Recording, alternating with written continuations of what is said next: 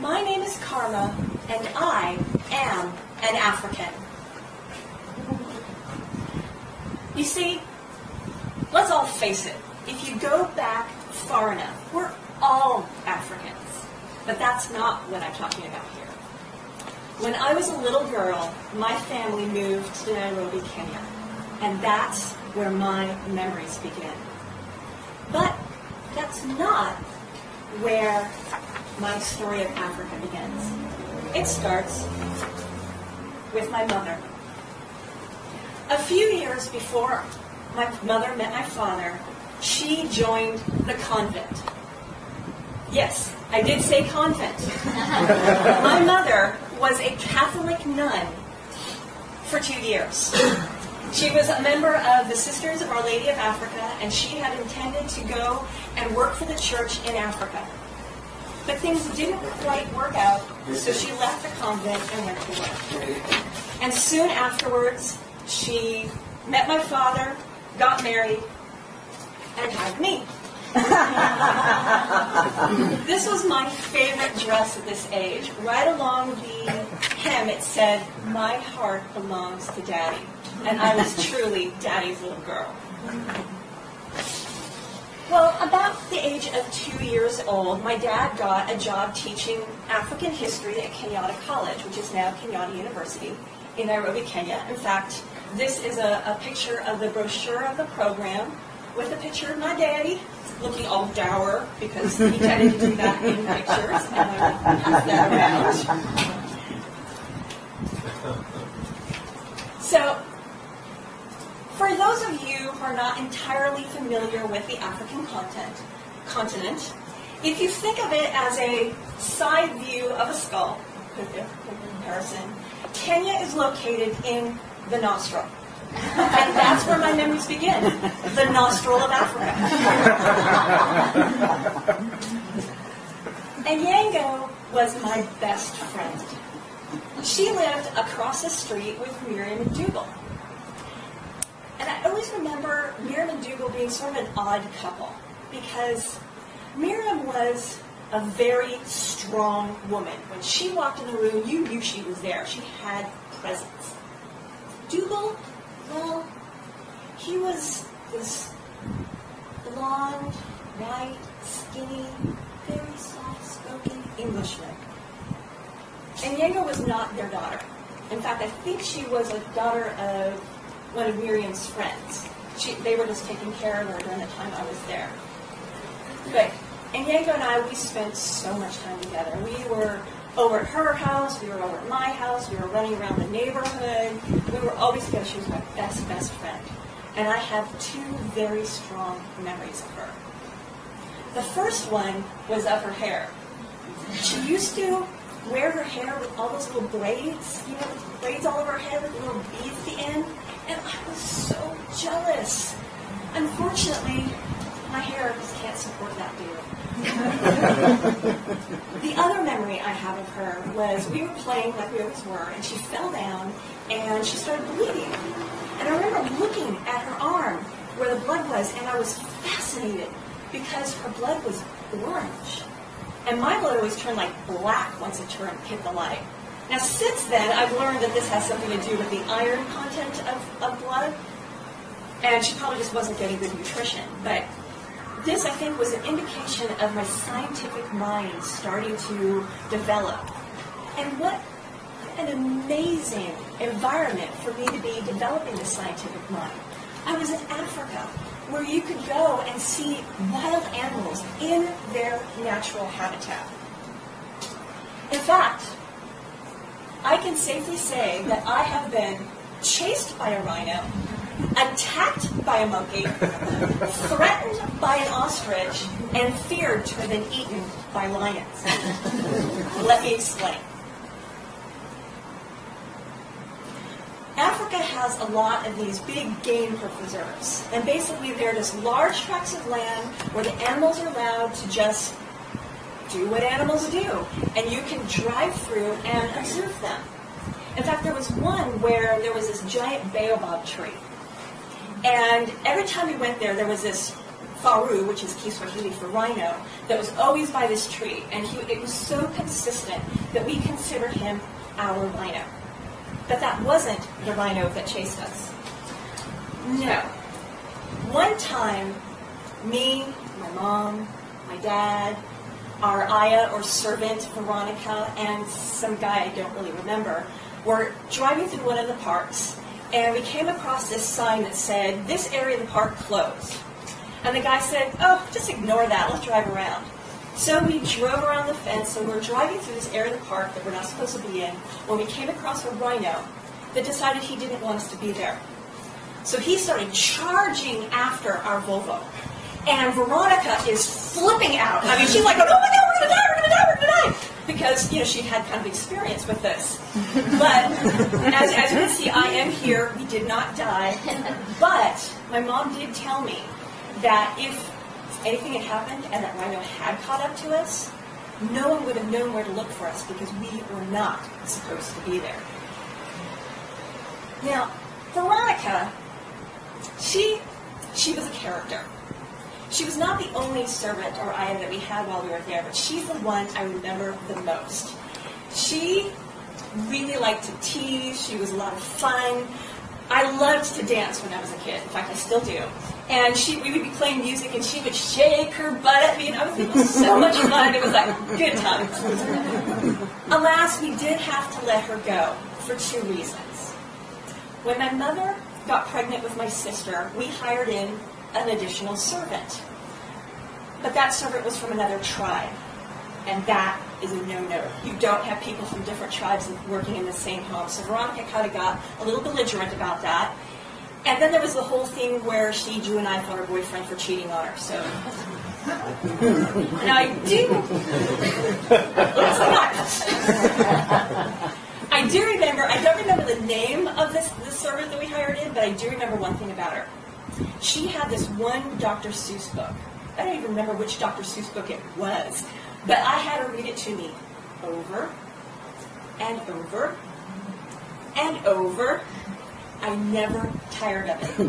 In fact, my parents had to come in and say, "Carma, stop!" Apparently, she was kind of complaining behind us, like, "Hey, Carma, stop." Now on to monkey attacks. We had gone to this one national park that was known for baboons. There's these tribe of baboons that live in this general area, and everyone goes there to see the wild baboons. We had parked in the parking lot, and in the parking lot there was this vervet, not this particular one, but a vervet monkey that was jumping around from car to car. And I'm not too sure how it happened, but my parents kind of went on, and I kind of lagged back. I mean, probably because I liked animals, I decided I was going to make friends with this monkey. So the monkey's sitting at the end of a car, and I go up to it, and I go, "Hi, monkey!" And it went, scratched me in the eye, almost took my eye out. I started screaming, my parents came running, and I ended up having a scar below my left eye up until just a few years ago. It was a little red dot that was there all that time. But I did survive, and I still have my eye. I really can't blame the ostrich for trying to attack us. We had found this female ostrich with a flock of baby ostriches. And if you've never seen a baby ostrich, they are adorable. They look like ordinary ostriches, only really short. And they're just adorable. And my mom had to take a picture. So we're parking by them, and Mom's snapping her pictures away.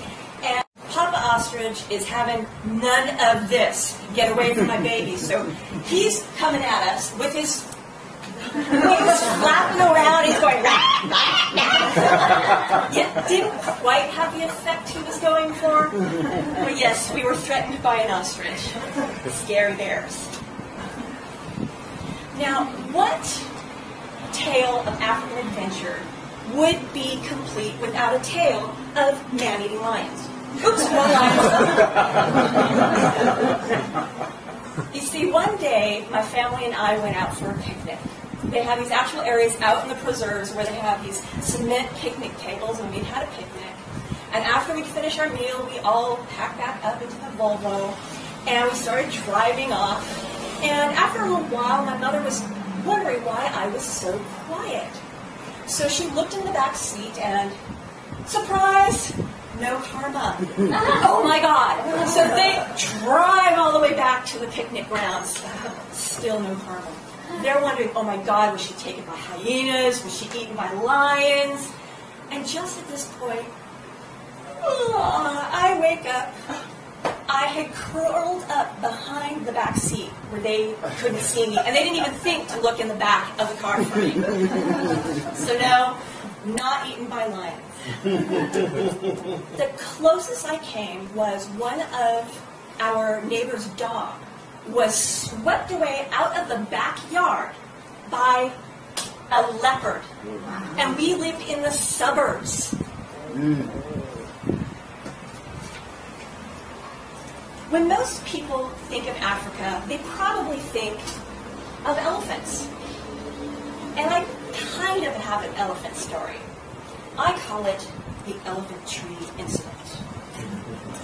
You see, there are these trees that are growing in Africa that have these thorns coming out of all over the trunk, all over the branches. They're really thorny trees. And they're called elephant trees because the elephants like to go up to them and scratch their backs and sides. Well, one of these grew in the backyard of my friend Nicholas, who lived about 3 houses that way. And my dad came with this brilliant idea. Let's put Carma up in that tree and take a picture. So we trot on over to Nicholas's house, and I take one look at that tree, and I'm like, in a 3 or 4-year-old's point of view, hell no. There was no way that was going to get me into that tree. So we trudge on back home, and Dad is grumbling. He is pissed off. We had gone all the way over there, and then he's telling Mom, Carma. And my dad's kind of scary when he's mad. So I went, okay, I'll do it. So, are you sure? And I'm like, oh, yes. So we trot on back to Nicholas's house, and he did get that picture. But as you can see, I was still none too happy.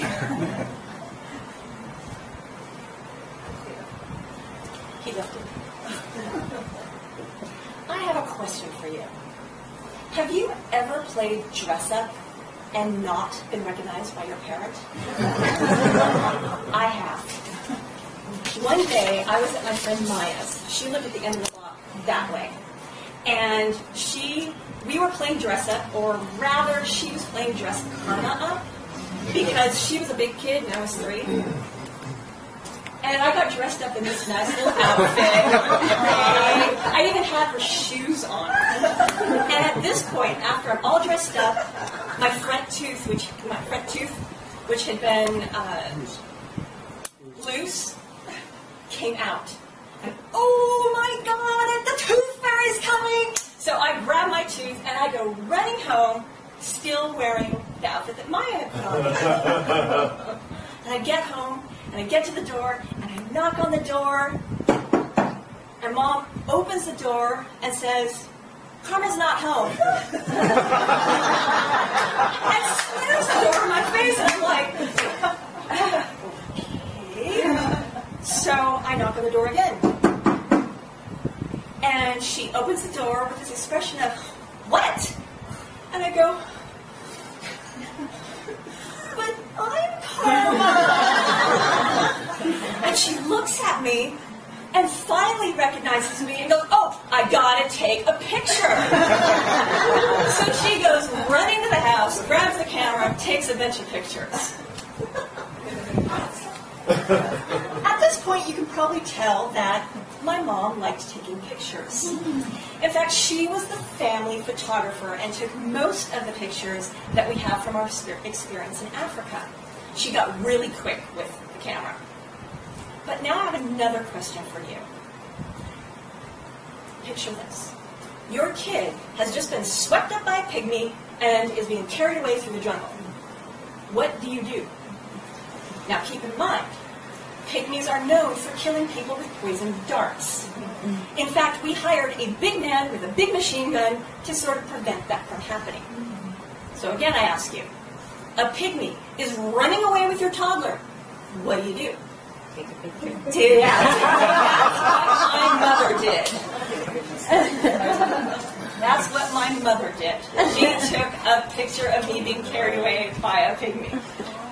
Now, this pygmy was trying to earn points because I was being a typical little Virgo kid.